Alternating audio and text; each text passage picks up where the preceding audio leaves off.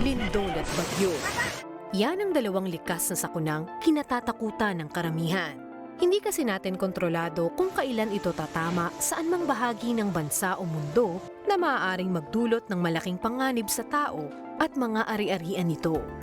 Katulad na lamang ng Super Typhoon na pumasok noong July 8, 2026 sa Philippine Area of Responsibility o PAR na pinangalanang Inday. Samantala, magnitude 5.6 na lindol naman ang tumama sa Balut Island sa Sarangani, Davao Occidental nito lang umaga ng Sabado, July 18, 2026. Pero, ano man ang posibleng manalantang kalamidad sa atin, ay kaya nating maging ligtas. Basta't ipaiiral natin ang pagiging handa at pagiging alerto.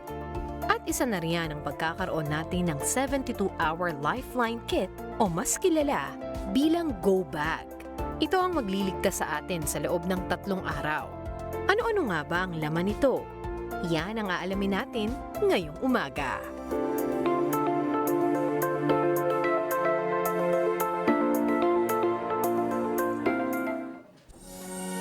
Makakadahanda ba kayong lumika sa loob lamang ng ilang minuto sakaling dumating ang malaking sakuna?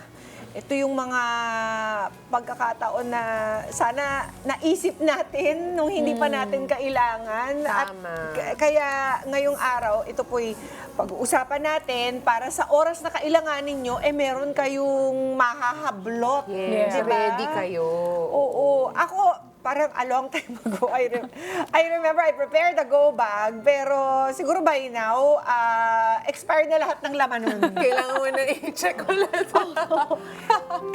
Kayo, regularly, you check it? Every or you 6 change months. It? Oo. Yan. Kasi actually, kung hindi dahil kay Tina, my sister-in-law, siya yung nag-isip talaga niyan lahat for everybody. Because Siya Tina nag-ayos ng lahat.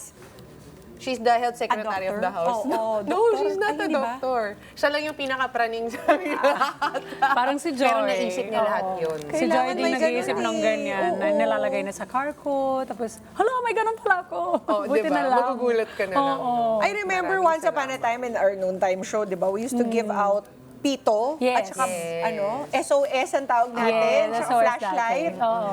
Diba? So kasama po natin ngayon si Maro. Sorry for murdering your name, Maro. Sorry kanina. Si Maro Abigpa. At bakit nga ba siya ay siya po ay instructor and speaker of Think Safe Organization na isang non-profit. Maro, bakit 72 hours in specific ang nire-require ninyong lifeline kit? Okay po. So, kung bakit po 72 hours lifeline kit po, no? Binase siya doon sa mga naging previous disaster natin. First is nung Ondoy, in 2009. And yung pinaka-massive na disaster is yung Yolanda 2012. Na kung saan, no, even, alam naman natin, no, even the local government unit, all the system in the community is talagang na-shutdown. So, kaya itong ginawa, itong lifeline kit na to, for us, to every family na maging self-sustain. If in case na kailangan mong walang tulong from the external help, no, na magbibigay ng tulong sa'yo. So, in every family, in every personal, dapat mayroon kang sariling tutulong sa'yo, na magsa-self-sustain sa'yo, na in every day, makaka-survive ka. Kasi hindi rin naman agad-agad dumarating ang tulong. Okay. Bakit good lang for 3 days? Why not good for 4 days or 5 days? So, minsan kasi ang lifeline kit or the 72 hours lifeline kit is for 3 days kung kinakailangan mo mag-evacuate. So, depende siya sa disaster. For example, flooding. Kung kailangan mo mag-evacuate, kukunin mo yung bag na yun, dadalhin mo yun for the evacuation. So, may iba pa na tinatawag natin lifeline kit na for home lang. Na for example, for 3 days. No? So, within that 3 days, dapat masustain ka.